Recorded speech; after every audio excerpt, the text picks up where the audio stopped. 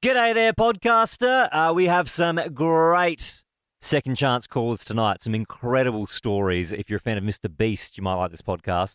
Also, Gory Stories is back. It's a Friday and they're gorier than ever. Enjoy. Ladies and gentlemen, You ready? Stop what you're doing and listen. Live across Australia. I think it's radio. Radio's easy. This is Late Drive with Ben, Liam and Bell. On Nova. Good evening, Australia. You can tell it's a Friday from those vibes. Hope you stick with us tonight. We've got plenty of prizes to give away if you do. And we're starting the show on your Friday night with this. Second chance, second chance, second chance. Second chance, talkback Second chance. on your radio. Second chance. 13 24 10. If there's any phoners you missed earlier this week, you can always call through now. We did some good ones. What's got your mum in a fluster? Yep. We also did how much was the vet bill, and we'll guess if you paid it or not. Everyone paid their vet bills. So obviously all the people that let their pets die didn't want to call and tell us about it. They felt too much shame. Were you struck by lightning twice? We actually got a call for that. If you missed it, it's in the Ben Liam Bell podcast. Kicking it off with Bridget. Good evening, Bridget. Now you're calling because you won big. What happened? I won about 50k from Mr. Beast a few months ago. Oh, that's Which is huge. just amazing. Was that when he was doing something with the Sydney Opera House or a different thing? Yeah, correct. So he said, go buy my chocolates, and I bought $20 worth. Yeah. And then the next day he had me and a friend business class on the way to Sydney, like all expenses paid. It was just amazing. So you just buy some Feastables and Mr. Beast, the biggest YouTuber in the world, he flies you business class and what, he gives you cash? He gave us cars, and then at the end, like after the competition, he said, actually, you can have the cash value or the car. Okay, what cars did he give you? I won a Jurassic Park wrapped car, and I felt like such an idiot because I don't know what Jurassic Park is. Oh, okay, what? And it's a very popular franchise. Very uncultured. How old are you, Bridget? 25. You've been around long enough to know what Jurassic Park is. Yeah, whether it's the Chris Pratt ones Apparently or it's the about old ones. dinosaurs, but I'm not really an animal. Yeah, you know what? Well, even the word Jurassic, you should probably know what that means as well. Oh, great call, Bridget. Thank you very much. Sam in Sydney, you're giving us a buzz because you are opposite to your partner. You've been together 5 years and can't talk about your work? Oh, not supposed to be. Why? I'm a prosecutor and my partner is a defence solicitor. Oh, I mean, you'd have some rigorous arguments around the dining room table, I'd imagine. Can I ask you, Sam? Like, do you guys, have some fun with it, being in those roles? I don't want to say. All right, Sam. Thank you very much. Thank you. 13 24 10, we're doing second chance talk back if you missed anything during the week. Gina, good evening. You're calling because you get something for free because of your parents? Chocolate. A lot of chocolate. Dad used to actually work for Cadbury. That's unreal. Did you ever get like samples before they dropped in the supermarkets, like a new flavour or whatever? Yeah, we got samples, but the craziest thing was that all their faulty chocolate, they would pop it in a bag. Dad would just bring them home. Whoa, that's sick. When- Imagine if you were tucking into the faulty bag and then you read the tag and it said a rat had fallen into the machine. It's free. Or haven't had that happen, so... You are obviously an expert all things Cadbury. What is your go-to chocolate bar or block? Ooh, I'm a bit basic. I like just the plain milk chocolate. Whoa. I back that. I mean, you can't go wrong. Quick whip around the room. Everyone's favourite block, Ben. Rum and raisin. Oh, my God. What do you mean, What do dude? you do? It's rum? It's raisins? 90 years old. Bell. Block would be anything hazelnut or almond, but box of favourites is Boost. Okay, and for me, it's the Marvellous Creations. What are you, 3? Yes, It's got popping rocks in it. Yeah, I know. It's the best bit. Oh, that You put your one. tongue out and it's like... So I've got a child and an old man either side of me. Great. Did you? You say inside of me? Either I think you said inside of me. Sound like That's it. what I heard, Either and I just want to say for the record, that is not the case. I said either side of me. You I think watch we're your going to have mouth. to check the tape on that I one. said either side. Watch your mouth, Isabella Jackson. The Ben, Liam and Bell podcast. We were just speaking with Gina, who had a lifetime supply of chocolate. It wasn't really a lifetime. It was probably like, I guess, 10, 15 years because her dad growing up worked at Cadbury and brought home all of the products. I mean, chocolate is a good one. You know how sometimes there's those competitions where it's like, you've won a lifetime supply of X. We had a mate who won a year's worth of car rental. That's right. Yeah. And yeah, like it's kind of, yeah, I know. And if anything, it seems like a bit of a burden. But yeah, I think it was from like a Macca's competition. It was Macca's Monopoly. Yeah. And it was like one of the rental Like car Hertz or companies, something. Hertz as an example. And then he got a rental car for a year. So I believe he sold his actual car and just got the money for that, then just used the rental for a year. But then had to buy a car after that year. I guess, yeah. Yeah. But What? still, you That's end up, next year's problem. yeah, you end up ahead. And I don't remember this personally. I've seen photos, though, growing up. My mum, she entered a competition and she won a year's supply of nappies. Yeah. And so there's a That's photo good. of me when I'm a baby, butt naked, swimming in the lounge room just through all these, because they just dropped the year supply off at once. Oh, because normally, isn't it like it's a Monthly, year's yeah. supply, Yeah. but it's actually like if you get a year's supply of petrol, they actually just give you like a $50 voucher every month or something. 13, 24, 10, if you've ever won a year's supply of something. Yeah. Tiffany has already got in touch. Tiff, what did you win a year's supply of? I won a year's supply of pads. Right. So Oh. it's similar to the nappies, probably similar companies, similar factories making these sorts of products. What was the? I get what you're saying. Like, Well, it's an absorbent. You've Thing. got Libra or like you, and then you've got Yeah, I'm like sure they're the Huggies. same like parent company. I mean, it's the same gear. You know what I'm saying? Like it's like a car and a motorbike. Like it's similar. Okay, just Yeah. us and our nappies. Tiff, Well, I'm not claiming I'm the expert on sanitary pads, but really? Tiff, what company was it? I can't remember, honestly. I was at an open day at my university when I first started years and years ago. Yeah. And they had this booth and they said, oh, if you fill out your details, you can win a year's supply of pads. That's and I great. did, and then they sent me like a smorgasbord of different things. Yeah, I think I got yeah. 12 of each. Isn't it funny 12 how different after giving you a tampons. year's supply worth of the pads, you still don't remember who they are? Like the person that That's organised that promotion would be hating that. That whole thing was to promote the brand. I mean, it's a decent win. I mean, if it's your one win in your life, Tiffany, it's better than winning like nothing. But if, some people win like $1 million and you just get a year of Yeah. pads. Well, you know what? Because you got involved, Tiff, we are going to give you a NutriBullet. Oh, wow. Thank you so much. No worries at all. We've got more of those to give away. NutriBullet, the best damn blender in the world. Yeah, it's a year's supply, and it's one because they just last a lifetime. So, Yeah, absolutely. Lynn!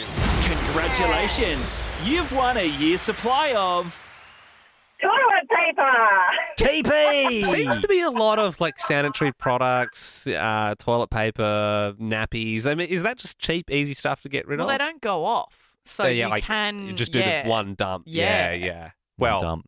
yeah. Good. Lynn, how did you win that? It was just a tag on carpet deodorizer.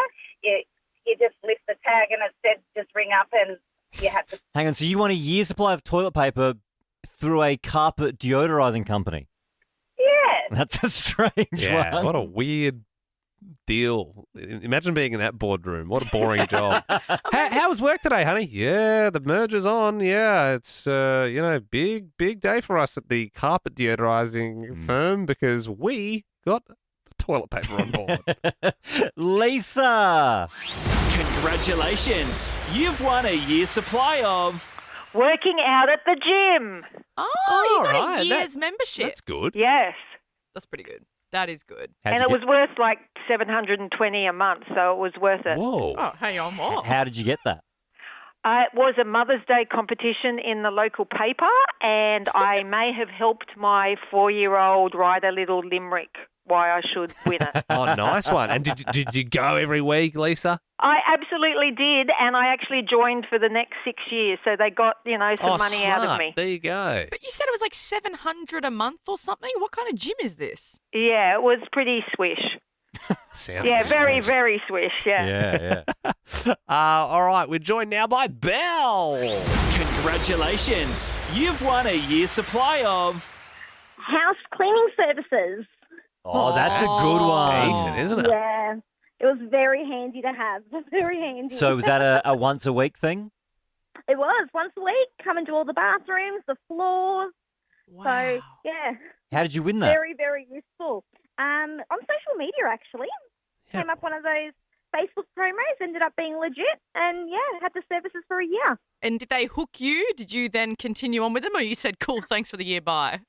No, look, to be honest, it wasn't as how good I would have done it. So after the year was done, I pondered on it. It definitely backfired for them. Yeah, you're like, you've missed a spot over there. Because they weren't getting freaking paid Yeah, for it. So of that's course they're going to true. go, you know what? We're not going to do the kitchen this week. Thank you very much, Belle. Beck. Congratulations. You've won a year's supply of McDonald's. Oh, get in. What are we talking? Quarter pounder a day? Well, basically, it was about $15 a day for a year. I'm loving it. And so were you, did you use it every single day for a year? I did use it every single day God, for a Beck. year. What's your go-to McDonald's order, Beck? It would have been a double cheeseburger large meal at that time. Yeah. Let's go. Let's go. Let her cook. Oh, and were you having that for breakfast, or where was it, just dinner every night, or? The funny thing was, it was a card that I got given. I won a competition there. Macca's did a competition for Name Our Burger, and the name ended up being the Backyard Burger, which is a name that I had sent in for the competition. So they did like a raffle of everyone who sent through the Backyard Burger, and then created the winner out of that, and everyone else who also chose the Backyard Burger. Yeah, right. I never tasted the Backyard Burger. I mean, I'm sure you would have had a few in your time, Beck. I mean, can you tell us what was in the Backyard Burger? Was it like a beetroot sort of setup, or? Yes, it had beetroot, and it had like. You sure it wasn't it wasn't an Outback Burger, not a Backyard Burger? No, it was the Backyard Burger. It was about 2005 to 2007, somewhere around there. Yeah, And right. so I said I wanted to name it the Backyard Burger, and I got this random email one day from Macca's, and I was like, oh, what's going on here? I had to send them my details, and then they sent me this card, and it said that you're only allowed to get $15 worth of Macca's every day, but all you had to do was show the card. So I kind of went to a couple of different ones. As if one isn't enough a day. Oh. Multiple times. Uncle Grimace is going to come for you, Beck. Oh, you've done it now. You're listening to Len, Beam and Lel. You're on Nova with Ben, Liam and Bell, hanging out on your Friday night. Give us a buzz on 13 24 10 Australia. Why'd you get pulled aside at airport security? This is because there is a British woman. She was going from America here to Australia. She got pulled aside because they noticed an anomaly with her bag. Turns out she had soaked a bunch of white T-shirts in methamphetamine. The total weight was 15 kilos for a couple of shirts. So they were really soaked. Real methy. Real Oh my methy. gosh. Surely that would, smell. Do you think know so, what I mean? I guess.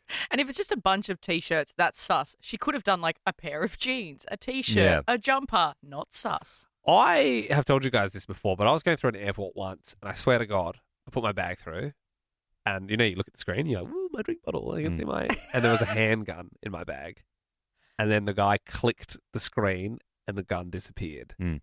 And I remember we spoke about it on the radio, and they said that that's actually like a test that they put in there, so then they're not slacking off. So it's like every 100th or 2000th Yeah. bag, Mm. there'll just be like a fake knife or something, and then they have to click, and then it's like just to And show if they that. click and it stays, then all Yeah, systems then go. someone's getting zip tied for sure, for sure. 13 24 10 is our number. Why'd you get pulled aside at airport security? Lockie joins us now. Go for it. So I was on the way to Sydney, and my bag went through the X-ray, and they pulled it off to the side. They put it up on the little plinth, and they said, "Do you have any weapons or sharp objects in your bag?" I said, "No, I don't think so." So they start looking through it, and then they find like 10 or 20 sharp tent pegs in there that I'd had from a trip a couple of weeks ago. Oh. Yeah, but the crazy thing was they checked them out, and then they said, "Yep, no, all good. You can fly with those." And off I went with, sharp metal tent pegs in my bag onto the flight. For real? For real, absolutely, yeah. How do they take nail clippers off people and then you can get around with 12? That's like 12 knives. Like you could hand them around to like a gang and take over the whole plane. True. Absolutely. That was my plan, but didn't get away with it. Oh, don't say that. Good on you, Lachlan. Kate and Sydney, what happened to you? Hi, guys. We were at Christchurch Airport. My child and I had cleared customs. They yell at my husband, "Is this your bag?" He goes, "Yep, that's my bag."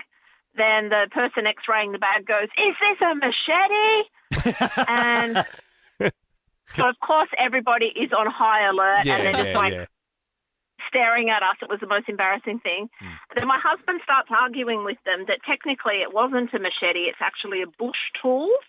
And because we were going camping in New Zealand, that he needed this machete with him. So I don't think you can bring bush tools onto the plane. Like, No. could he have not have put that maybe in his checked-in or even bought one over there? It was in the checked-in luggage, so they do the final scan before they let you out of there. Oh, I see. So it was, it's not like you would. I thought you were trying to argue that your husband should be able to bring a machete on a plane. Well, I think he was. No, I get you. So it was actually in like the big bag, and so I'm assuming that went into the bin at the airport, right? No, he won the argument. Oh, right, okay. He must be a really convincing guy. Well, I just don't know why they wouldn't want that in the country. That seems so odd. Well, thanks, Kate. Antonia in Sydney, good evening. Why did you get pulled aside at the airport? Hi, guys. It wasn't actually me. It was my younger brother when he was 3. We were at customs in Singapore, and they pulled him aside for questioning, and no one was allowed in. And it turns out... For a 3-year-old? Yes, it turns out there's the same guy with the same name and birthday out there who isn't allowed into Singapore. Oh, so they thought that it was a 3-year-old? That's insane. Yeah. My poor mum was so stressed. Where's my son?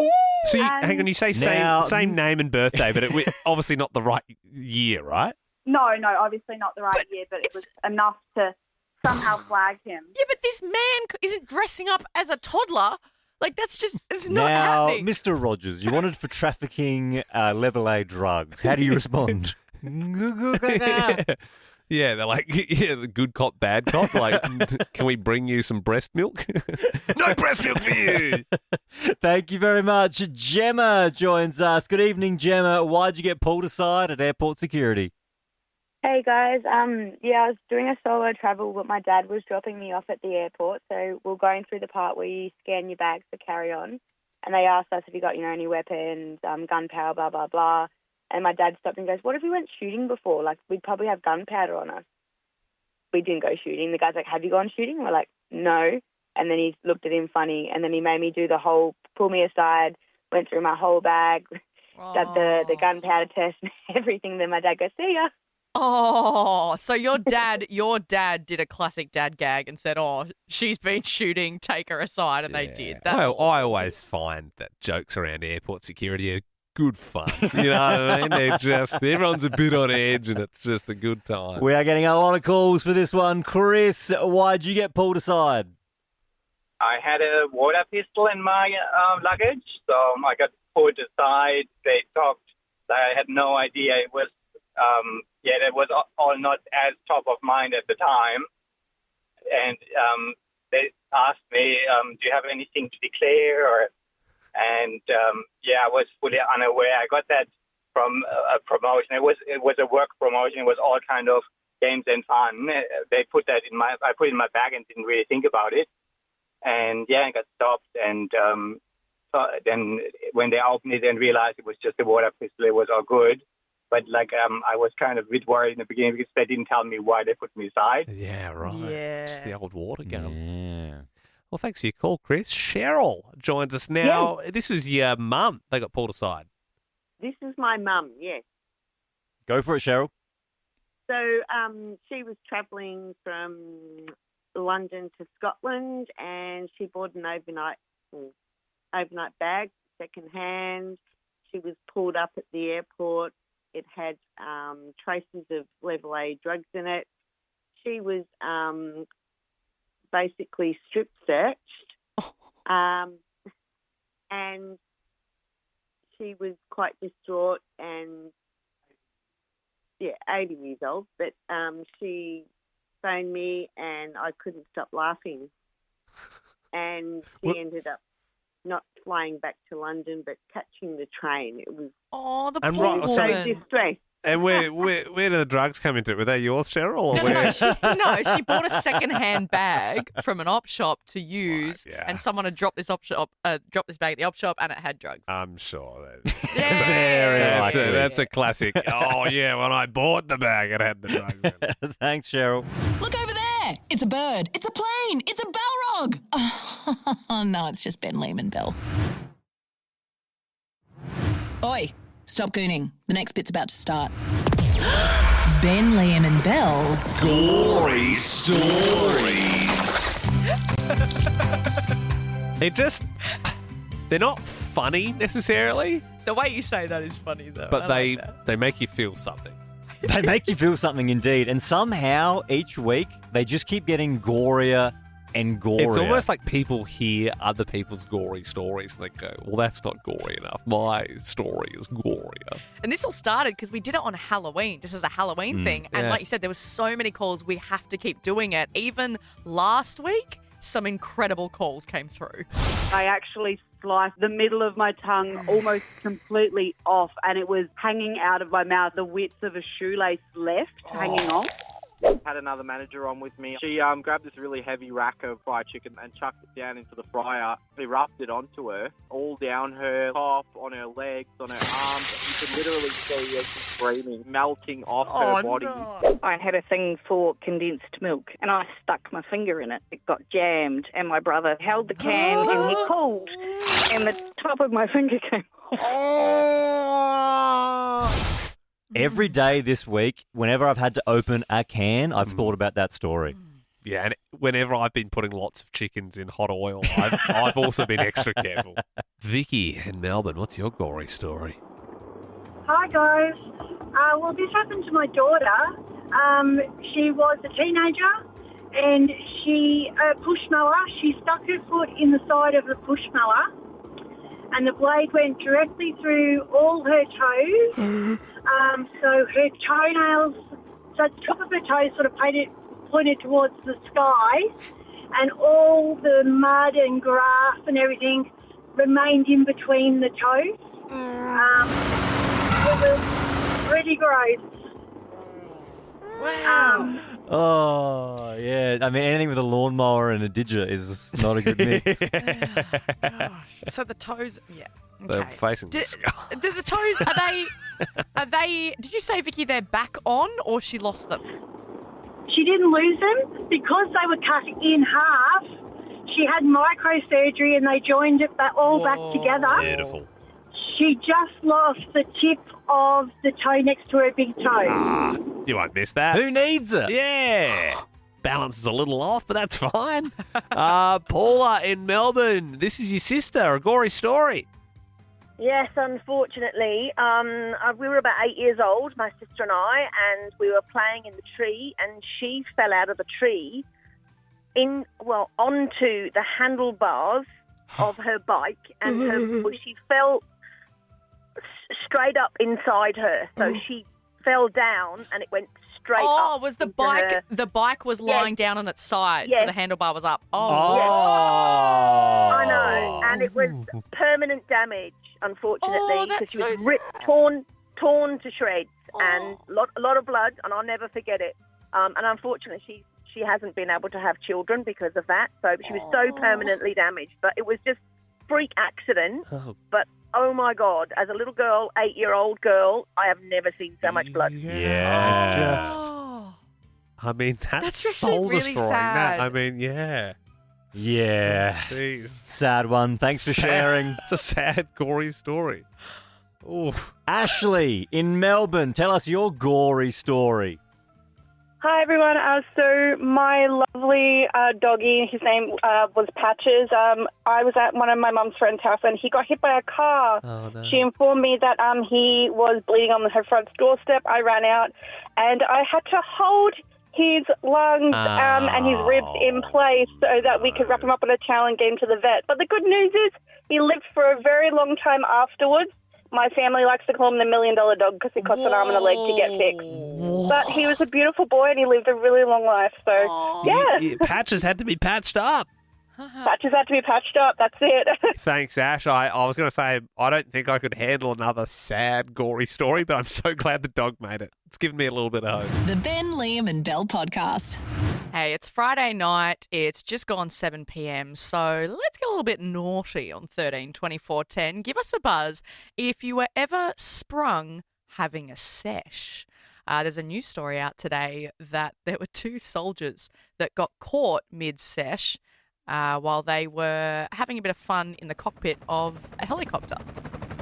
Black Hawk up. It was on the ground. It wasn't in the sky, thank God. But Saving Private Parts Ryan. Are we going to make a cockpit joke? Well, we could. Did you want to make one? Go on, do I it. think I just did. Everyone Okay, could put 2 and 2 okay. together. They were only sprung because someone noticed that the propellers on the top were kind of like bouncing up and down. Oh, a bit. so it wasn't flying in No, the I air. just told you it was on the ground. Oh, I thought it was mid-flight. No. Imagine if they were both like cleaners and they like didn't know how to, and they were like in there and then like turned it on. Like, oh no, because those things would take off pretty quick, I reckon. Oh, yeah. So they got sprung. 13 24 10. Where were you sprung having a sesh? We are joined by Emma. Emma, good evening. You were sprung having a sesh. So it was with my now husband. We were teenagers and we went to a lookout to, seal the deal. And we got caught in the back seat of his car with a knock on the window and a flashlight coming through by the police. Oh. He knocked on the window and was like, "Put your clothes on and come out the car." And I totally did not come out the car because he got a good look at my chest. Oh, no. Right. Also, to be fair, I mean, if there's 2 teenagers in a car and a lookout, I mean, what do they think's happening up there? Like, It was like late at night and no one was there. Yeah, just let you be, honestly. You're not hurting anyone. But it was really funny because when my husband did get out the car, there was like a young police officer as well with the older one, and he was like smiling in the background. He thought it was pretty funny. He's like, this is why I signed up. When he said to your husband, "Come out the car," did your husband say, "I've come in the car"? Oh, Ben. Good stuff, Emma.